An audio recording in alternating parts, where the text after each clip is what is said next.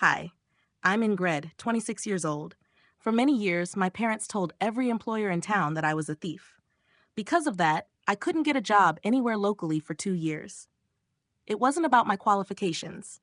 I graduated with a 3.9 GPA in accounting and had glowing recommendations from my professors, but none of that mattered because of what my parents said.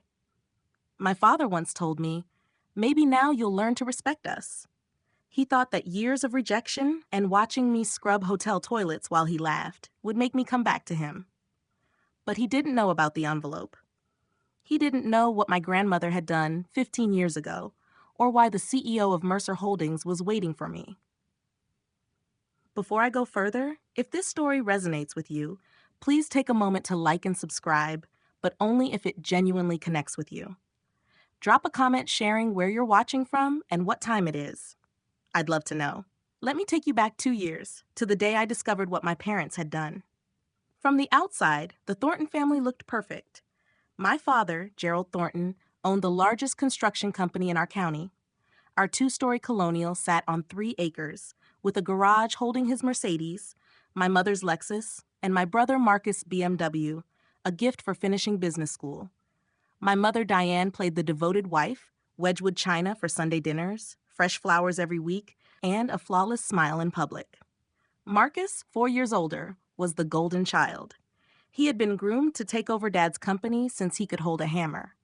Everything Marcus touched became an opportunity. Everything I touched was questioned. Growing up, I quickly learned daughters had a different place in the Thornton household. When Marcus wanted to study abroad in London, Dad wrote the check immediately. When I asked 2 years later about the same program, he laughed. "What for? You'll get married eventually. Save me the money." I went to the state university 40 minutes away, lived at home, and commuted. At family dinners, the conversation always revolved around Marcus, his projects, his promotions, his future. I sat at the end of the table, passing dishes and clearing plates while Dad carved the roast and shared his advice with Marcus. "A man builds his legacy through his work," he'd say, pointing at Marcus. That fork never pointed at me. When I was 16, I overheard him telling Mom something I'll never forget. They were speaking quietly in the kitchen, and I paused outside the door. "Daughters don't need to achieve. They need to learn how to keep a home. Ingrid will marry well. That's her job." I froze in the hallway. That was the first time I understood that, in my father's eyes, I wasn't a person with dreams. I was an asset to be managed. The summer before college, my parents gave me a credit card. "For necessities," Mom said, sliding it across the table. "Books, supplies, whatever you need for school." Dad nodded from behind his newspaper. "Don't go crazy, but you're covered." I was 18 and eager to prove I could be responsible. I used the card exactly as intended: textbooks, a secondhand laptop, notebooks, calculators. The total came to $1,200 over 3 months. When the statement arrived, Dad exploded. I remember the dining room, the chandelier above us, and Mom's pale face as he slammed the paper on the table. $1,200. Who gave you permission to spend this much? "You did," I said softly. "You said it was for school supplies." Mom murmured, "The books were expensive this semester." "Stay out of this, Diane," Dad snapped. His eyes were cold. "You'll pay back every cent or find somewhere else to live." I worked 2 part-time jobs for 8 months, at the campus library and on weekends at a coffee shop. I paid every dollar, kept every receipt, and documented every payment. But the debt wasn't the only cost.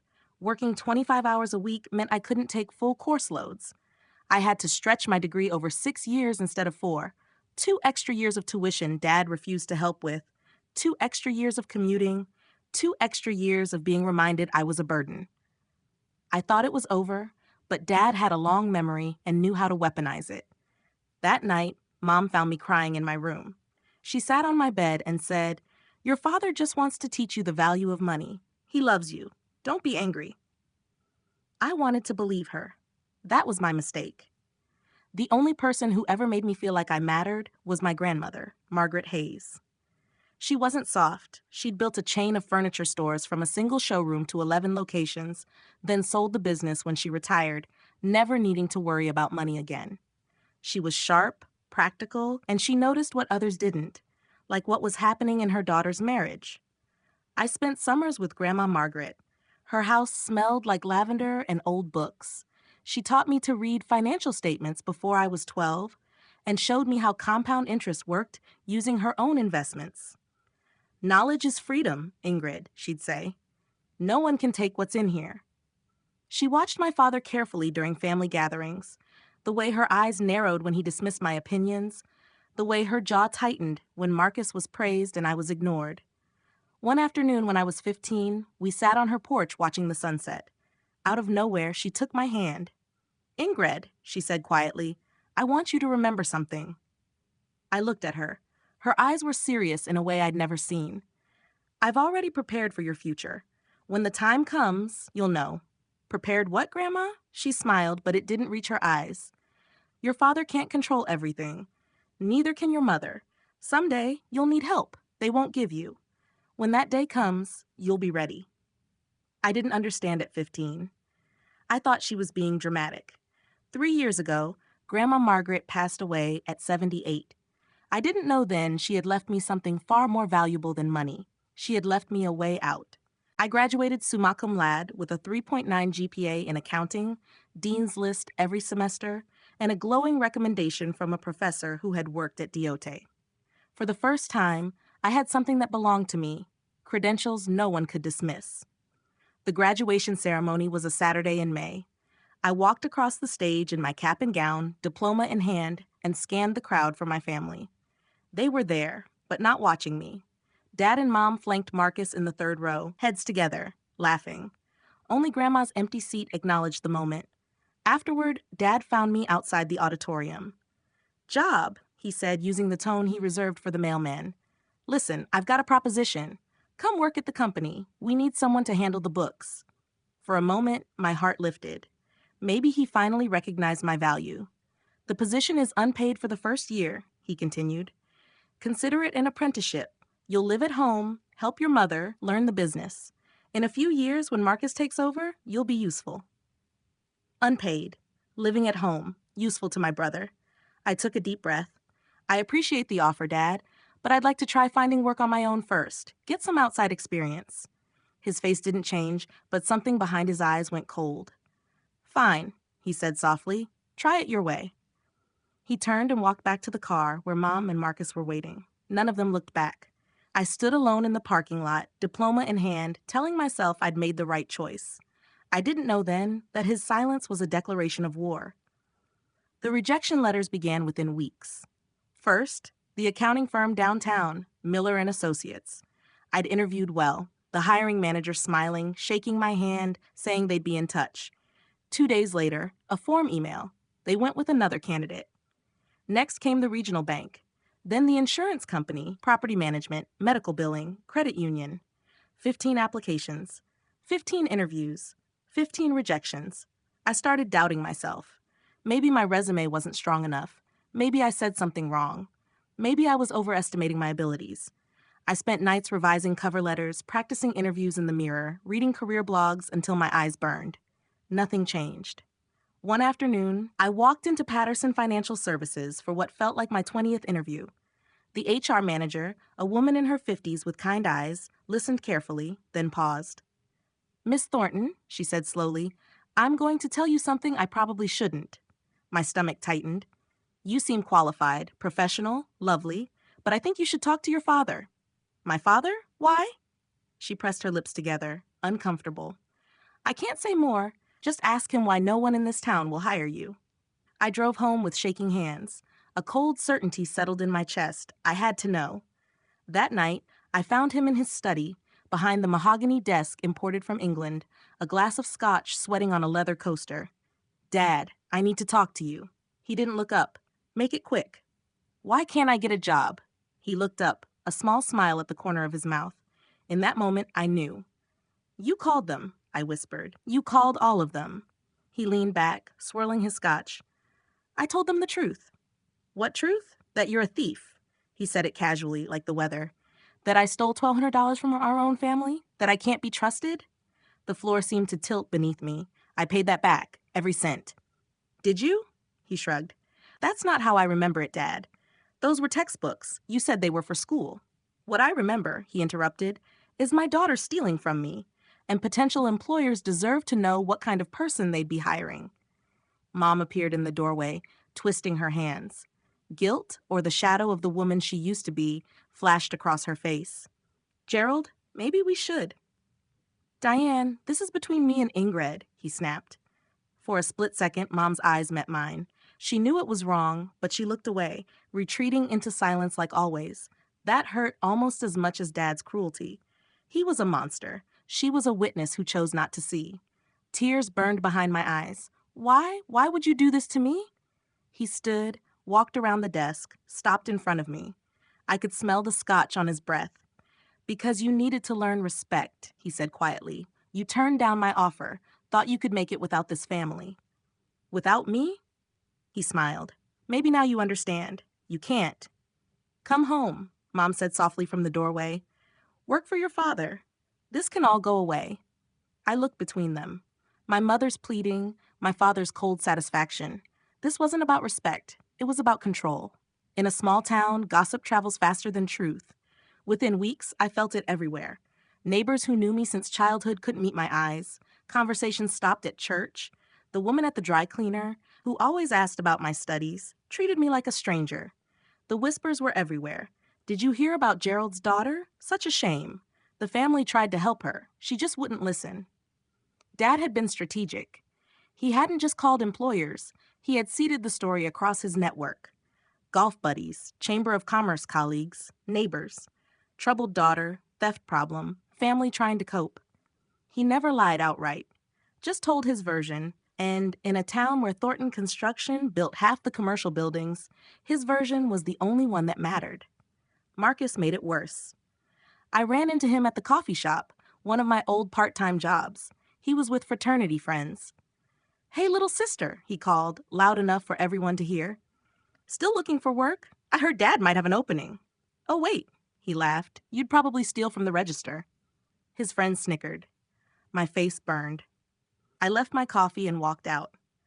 At home that night, I checked my savings. $3,000. Rent was due in 2 weeks on my tiny studio apartment. I had maybe 2 months before I'd be completely broke, before I'd have no choice but to crawl back to Dad's house and take whatever crumbs he offered. I couldn't and wouldn't let that happen. The Willow Inn, on the edge of town, a modest hotel for traveling salesmen and park visitors, was hiring. Housekeeping staff, no experience or references required. I applied online at 2 a.m. when shame felt slightly less sharp. 2 days later, I was filling out paperwork in the employee break room. The manager, Linda Crawford, mid-40s, no nonsense, with tired eyes suggesting she'd seen plenty of hard luck, looked at my application. Accounting degree? She said flatly. GPA 3.9. And you want to clean hotel rooms? Yes, ma'am. Why? I could have lied, but I was tired of lies. Because no one else will hire me and I need to eat. She studied me long enough that I wondered if she'd heard the rumors. But instead, she nodded once. I don't care what people say about you, Miss Thornton. I care whether you show up and do your job. She slid a pale blue polyester uniform across the desk. Shift starts at 6 a.m. Don't be late. I took it with unsteady hands. Thank you. I won't let you down. We'll see, she said. Minimum wage, night shifts, scrubbing toilets, changing sheets, while people who once respected me pretended I didn't exist. But it was work. It was survival. And Dad couldn't touch it. 6 months in, my family decided to have dinner at the Willow Inn. I no longer believed in coincidences. It was Friday evening. I was pushing my supply cart down the service corridor when I heard a laugh I'd learned to dread, Dad's booming, self-satisfied bark. I froze, pressed against the wall, peeking around the corner. There they were, Dad in a charcoal Tom Ford suit, Mom in pearls, Marcus checking his phone, already bored. The hostess was leading them to a window table, right in my line of sight. I should have stayed hidden, switched floors, asked another housekeeper to cover. But before I could move, my father's eyes found me. The cart, the uniform, the yellow rubber gloves. His face split into the widest grin I'd ever seen. Well, well, he nudged my mother, pointing directly at me. Diane, look, our daughter found her calling. Mom's face flickered. Shame, maybe, or something else I couldn't read. Marcus just laughed. Hey, Ingrid, he called across the restaurant, loud enough for every guest to hear. Missed a spot in room 204. Several diners turned. Some recognized me. I felt whispers start immediately. There I was, in a wrinkled polyester uniform, holding a toilet brush, while my family sat at their white tablecloth table with crystal water glasses and Rolex watches. Dad raised his wine glass toward me in a mock toast. Maybe now, he said, just loud enough to carry, you'll finally learn to respect us. I didn't cry. I didn't run. I turned and pushed my cart down the corridor. But something hardened inside me that night. I remembered what Grandma had said. When the time comes, you'll know. 3 weeks later, while cleaning out a box from my closet to sell items for rent, I found my old phone. Screen cracked, battery dead, forgotten for over a year. For some reason, I plugged it in. The phone buzzed, flooding with notifications. Old texts, spam emails, and one voicemail from 3 years ago, right after Grandma died. I pressed play, heart pounding. Miss Thornton, this is Walter Henderson from Henderson & Associates Law Firm. I'm calling regarding the estate of Margaret Hayes. Some documents require your attention. Please contact our office at your earliest convenience. 2 years. I had missed that call. At the time, grief fogged my mind. I assumed the estate was straightforward. Dad had told us Grandma left everything to charity with small gifts for each grandchild. Nothing significant. I'd believed him. I grabbed my current phone and called the firm. The receptionist answered, Henderson & Associates. How may I direct your call? I'm trying to reach Walter Henderson. He contacted me about my grandmother's estate, Margaret Hayes. Pause. I'm sorry Mr. Henderson retired last year. His cases were transferred to other attorneys. Keyboard clicking. I see here he attempted to reach you multiple times. The file notes your calls went unanswered. Your father, Gerald Thornton, eventually contacted us saying you weren't interested. My blood ran cold. He had intercepted it. He told them I wasn't interested. Can you tell me where the case was transferred? I asked. I'll need to check our records. Can you leave your number? I left my information, but I had little hope. The trail had gone cold. But I now knew there was something in Grandma's estate my father hadn't shared, something he didn't want me to find. A month later, Dad called. I almost didn't answer. Desperation, hope, maybe both, made me pick up. Ingrid? His voice warm, too warm. How are you? Fine, Dad. I've been thinking, this has gone on long enough. Your mother misses you. I miss you. Come home. I stared at the water stain on my ceiling, the one I couldn't afford to fix. Come home and do what? Work at the company. Help with bookkeeping. I'll pay you. Not much at first, but something. You'll live with us. Save money. Get back on your feet. It almost sounded reasonable. Almost. And the job hunting, the things you told everyone about me, water under the bridge. Come home, I'll make calls, clear things up. And if I don't, his warmth drained away. Then you can keep scrubbing toilets until you wise up. Your choice. I closed my eyes. I need to think. Don't think too long. This offer won't last forever. He hung up. That night, Mom called, soft pleading. Please, Ingrid, just come home. Stop being stubborn. Your father only wants what's best for you. Does he, Mom? Or does he just want to control me? That's unfair. He's your father. He loves you in his own way. His way is destroying my life? Silence. Then quietly, you're making this harder than it needs to be. I hung up without saying goodbye. Marcus texted an hour later. Just give up already, sis. You're embarrassing yourself and us. I didn't respond. I opened my laptop and started applying to jobs far outside our town, places where the Thornton name meant nothing. I had to escape. 2 weeks later, I learned exactly what Dad had planned. I was working a late shift at the Willow Inn, restocking supplies in the second-floor closet, when voices drifted from the restaurant below. The ventilation ducts carried sound strangely, but then I heard my father's name, and mine. I pressed close to the vent. Tell you, Richard. Perfect timing. Your son's looking to settle down. My daughter needs stability. Merge the families, merge the businesses. Thornton Construction and Palmer Plumbing. We dominate the county. Another voice, older, gruff. She's the one causing trouble. The theft thing's handled. She'll be ready to come home soon. Another few months, and she'll agree to anything, including meeting your boy. My blood ran cold. So what? An arranged marriage? I prefer strategic alliance. She'll do as she's told. By the time I'm done, she won't have options. The other man chuckled. Gerald, you're a piece of work. Let's talk numbers. They moved on to business. I slid down the wall, sitting on the supply closet floor, surrounded by toilet paper and bleach. My heart pounded. He wasn't just trying to control me. He was planning to sell me like a business asset. I thought of Grandma Margaret, her warning, her promise. I didn't know what she'd left me or how to find it, but I knew one thing. I could not stay in this town, no matter what it cost. I started applying to companies in cities I'd never visited: Chicago, Denver, Atlanta, places far enough that Dad's influence couldn't reach. The rejections piled up. Some companies wanted references I couldn't provide. Others questioned the 2-year gap in my work history.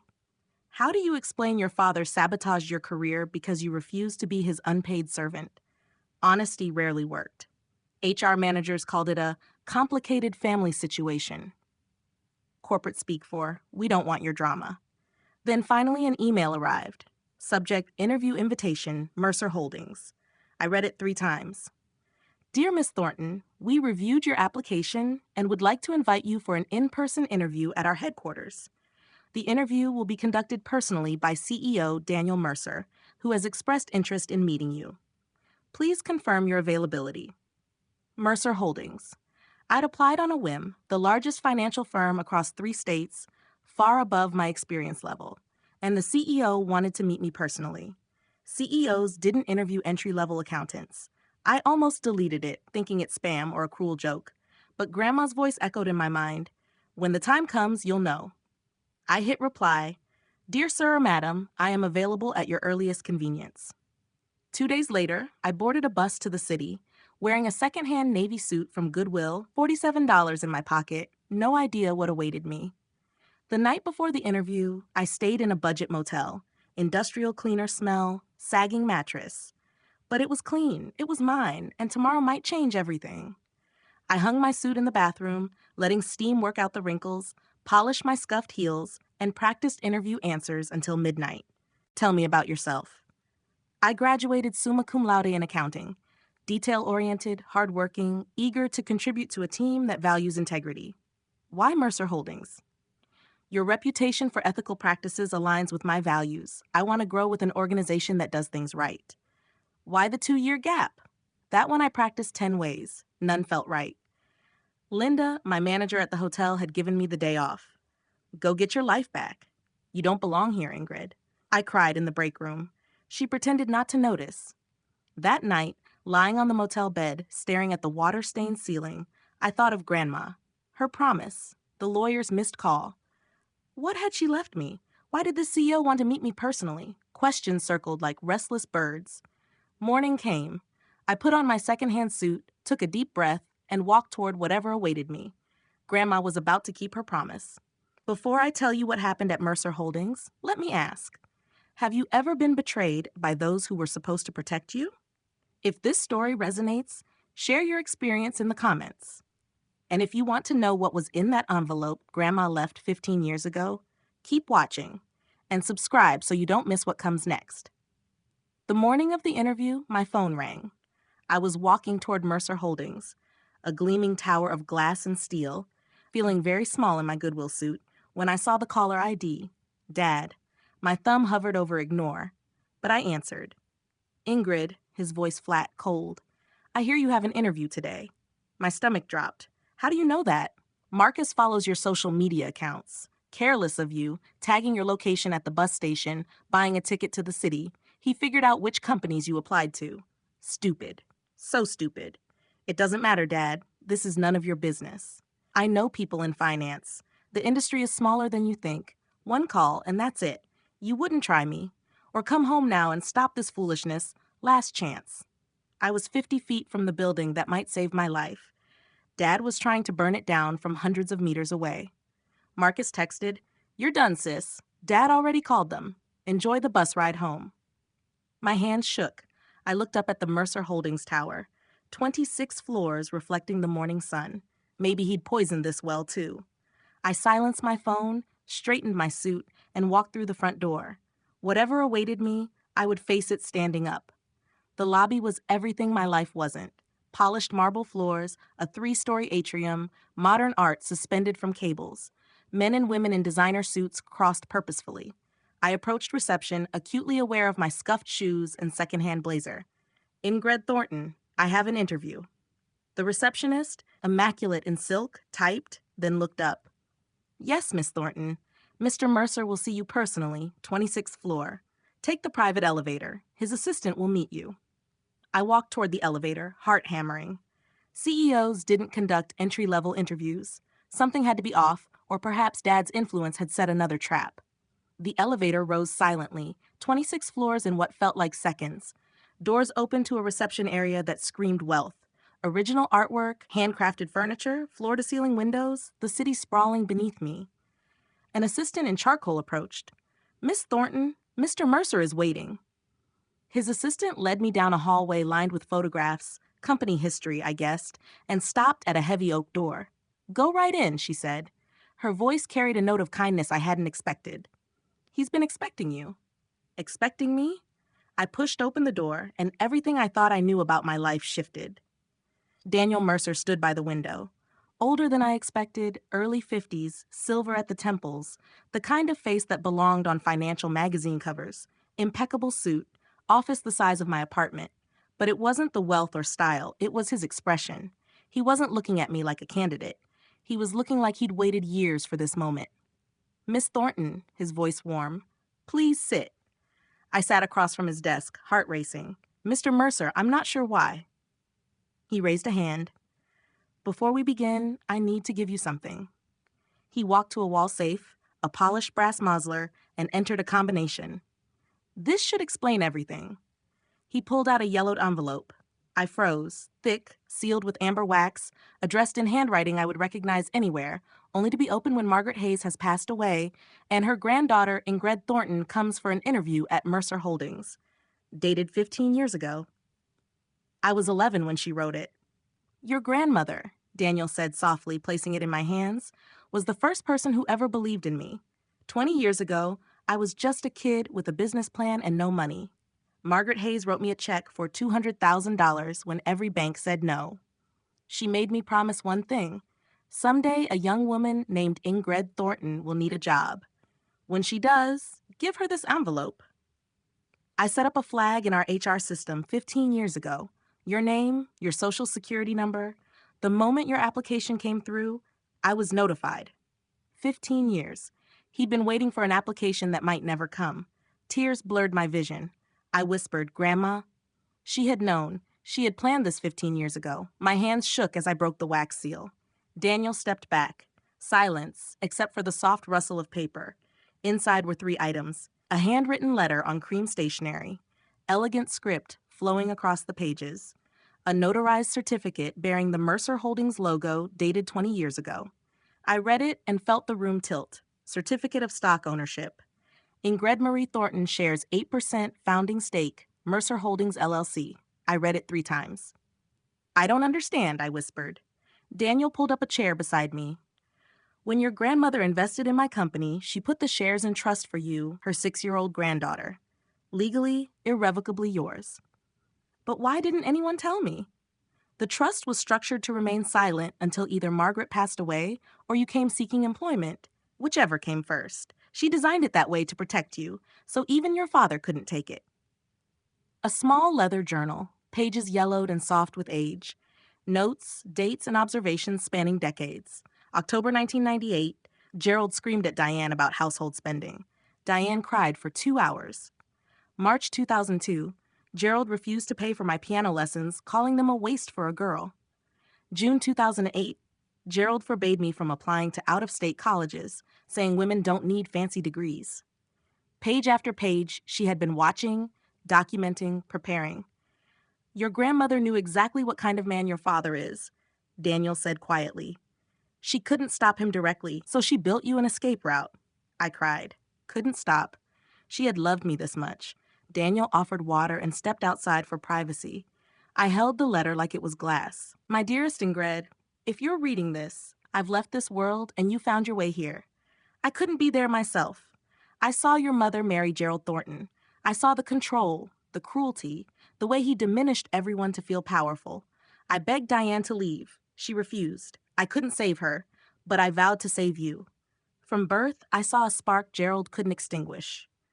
You questioned him, dreamed beyond his walls, and I knew he would try to break you. So I built an insurance policy. I put shares in your name to create a door he couldn't close. By now, they are worth enough to build your life. Use them wisely. You owe no one obedience, especially not family who treats love like a leash. Live free, Ingrid. Forever, Grandma.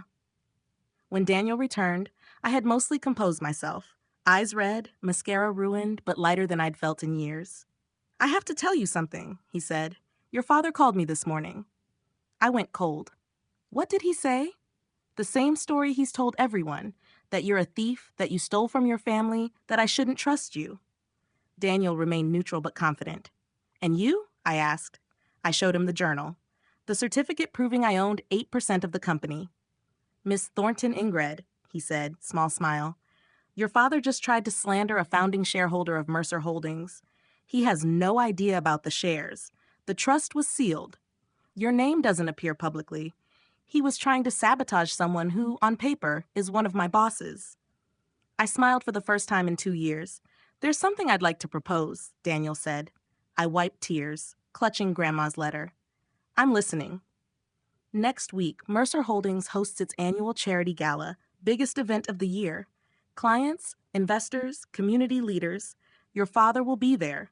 He's been trying to network into contracts with us for months. I've been politely declining. So what do you propose? I want to introduce you as our new senior financial analyst, more than qualified, and as a founding shareholder. Your father will be in the room when he learns who you truly are. I paused. Part of me wanted to say yes, just to see Gerald's face, but another part hesitated. I don't want revenge, I said slowly. I don't want to humiliate him. Daniel nodded, unsurprised. Your grandmother said you'd say that? This isn't about revenge. It's about truth. You've spent 2 years being called a thief, a failure. Your father controls the narrative. The gala isn't about hurting him. It's about standing in the light, letting his lies collapse under their own weight. I thought, then said yes. Can you imagine what happened at that gala? My father spent 2 years destroying my reputation, unaware that Grandma had planned this 15 years ago. If you know someone trapped in a controlling family or made to feel worthless, share this video and comment Team Ingrid. I want to know who's still here. The Grand Meridian Hotel looked cinematic. Crystal chandeliers, 30-foot ceilings, live jazz quartet. Waiters circulated with champagne and canapes. Guests included regional business leaders, politicians, philanthropists, old and new money. I watched from a private room upstairs. The PR team dressed me simply but elegantly. Navy sheath, pearl earrings, hair in a sleek chignon. I looked professional, competent, not the hotel housekeeper from 3 days ago. Through the window, I saw my family. Gerald entered first, chest puffed, surveying the room. Mom trailed behind, smiling perfectly. Marcus looked bored, checking his phone. They didn't belong here, but they thought they did. I watched Dad work the room, shaking hands, laughing too loudly, trying to catch Daniel's eye, chasing his construction deal. He had no idea that in 20 minutes, everything would change. Ready? Daniel's assistant appeared beside me. I touched Grandma's letter in my clutch. Mr. Mercer will introduce you after opening remarks. Enter through the side door. For what it's worth, everyone here knows what your father did and tried to do. We're glad you're here. Thank you, I said, throat tight. She nodded and disappeared. I stood alone, watching, counting minutes until I could finally stand in the truth. From upstairs, I could see Gerald corner Daniel at the bar, all charm, gesturing broadly. Daniel remained neutral. Another executive joined, Rachel, COO. Gerald began discussing his family, his son projecting perfection. Marcus. And then his face shifted. Something darker. He wasn't talking about anyone else anymore. He was talking about me.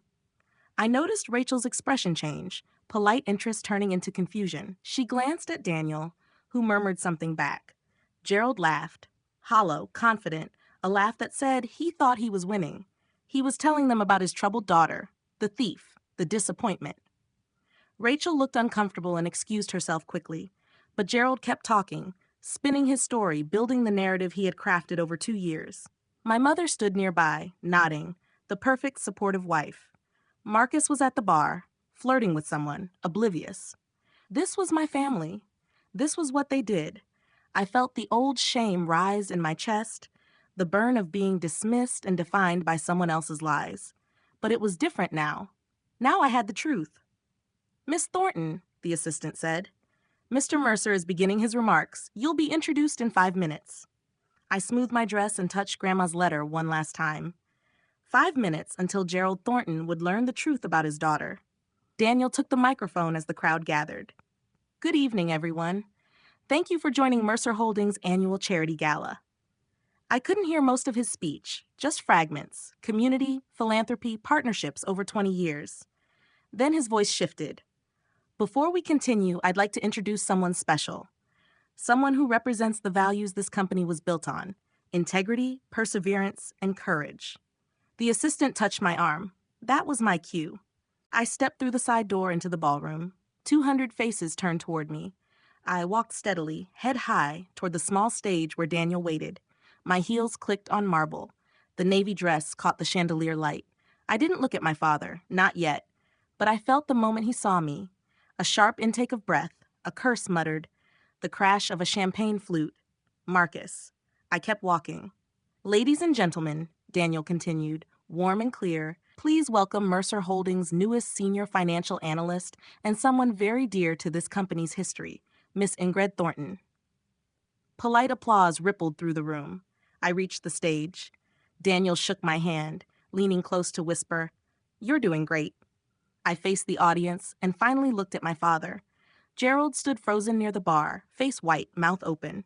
My mother gripped his arm, knuckles pale.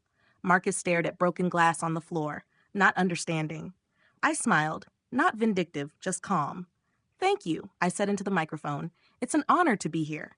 Then my father moved toward me, rage twisted on his face. "Ingrid," he bellowed, pushing past a waiter, nearly tipping a tray of champagne. 200 eyes watched him storm the stage. "What the hell do you think you're doing here?" "Security," he shouted. "Someone get security. This woman shouldn't be here." Daniel stepped forward, calm but firm. "Mr. Thornton, I suggest you lower your voice." "She's a thief. I told you this morning. She stole from her own family. She's not qualified." Daniel raised an eyebrow. "Mr. Thornton, I'm aware of Miss Thornton's qualifications. I also know you spent 2 years contacting every employer in this county to sabotage her career. The theft you reference, $1,200 for textbooks, was repaid in full. And I am aware you tried to force your daughter into a marriage to secure a business partnership." Gasps rippled through the room. Gerald's face went from red to white. "Your daughter is not just an employee," Daniel continued, letting the silence build. "Ingrid Thornton owns 8% of this company. She has been a founding shareholder since age 6. Her grandmother, Margaret Hayes, invested in this company before anyone else believed in it and put the shares in Ingrid's name to protect her from people like you." The room buzzed with whispers. I looked at my father, mouth opening and closing, no sound coming out. "This is a scam," he shouted. "This is fraud. My mother-in-law was senile. These documents can't be real." Daniel's tone stayed calm. "The documents are notarized, sealed, and filed with the state. There's no ambiguity." "I'll sue," Gerald barked. "I'll sue this entire company." Daniel's voice was quiet but carried clearly. "For what? Honoring a legal investment made 20 years ago?" My mother rushed to him. "Everyone is watching, Gerald. Please." He shook her off violently. "You, ungrateful little, after everything I did for you." I said nothing. "I destroyed your career to teach you respect," he continued, voice cracking. "You needed to understand that family comes first, that daughters don't defy their fathers. I made you clean toilets. I made sure no one would hire you, and I'd do it again." Marcus tried to intervene, face pale. "Dad, stop. This isn't the place." Gerald shoved him aside. Marcus stumbled into a waiter, watching his father unravel. For the first time, Marcus saw him clearly, the cruel, controlling man we had always known. The room was silent. 200 people watched Gerald Thornton, red-faced and panting, having just confessed how he treated his own daughter. I stepped to the microphone. "I didn't come here to humiliate anyone," I said. "I didn't come for revenge. I came because I spent 2 years being called a thief, a failure, a disgrace. I was blacklisted, mocked, told I had to surrender my freedom to a man who saw me as property." I looked at my father with clarity, not anger. "The $1,200 you call theft was for textbooks. I repaid every cent. But even if I hadn't, does that justify 2 years of sabotage? Or trying to arrange my marriage for a business deal?"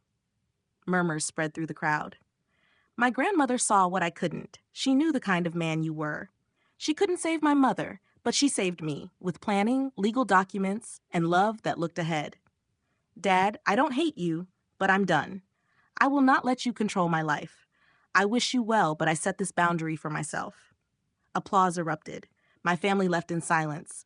My father storming, my mother following with head down, Marcus trailing. 200 eyes watched them go. The room exhaled. The jazz resumed. Conversations restarted, quieter than before. A woman approached, HR director from a past job, apologizing softly. Business cards were handed, quiet apologies offered. Others followed. Recognition, respect, opportunities, finally free from my father's interference. Daniel appeared with a glass of sparkling water. The shares at current valuation are worth approximately $2.4 million. Your new office will be ready Monday if you accept the analyst position. I laughed, a mix of disbelief and joy. Yes, I'm interested. 1 month later, my life had changed completely. A corner office on the 14th floor, a small apartment, flowers on the table, colleagues who respected my work. My grandmother's foresight had created the life I deserved. Gerald's reputation diminished, contracts lost. Mom called once, asking for forgiveness. I forgave, but didn't return. Marcus sent a generic apology. Gerald never reached out. On a quiet Sunday, I visited Grandma Margaret's grave with yellow roses. You saved me, I whispered. I'll make you proud, I promise. Sometimes I read her letter again. Live free, Ingrid. That's all I ever wanted for you. She couldn't predict everything, but she built a door no one could lock. I learned 3 things. True love protects by giving options, not control. Boundaries aren't betrayal, they're survival and self-respect. Help often comes from unexpected places. Keep going, even when it seems hopeless. Grandma's letter remains in my wallet, soft from handling. I am building my life, every day, free at last. If you're watching and feel trapped or worthless, know it can get better. You may need to build your own door, but it's possible. Thank you for listening. Share this story with someone who needs it. Subscribe for more. Take care of yourself. You deserve it.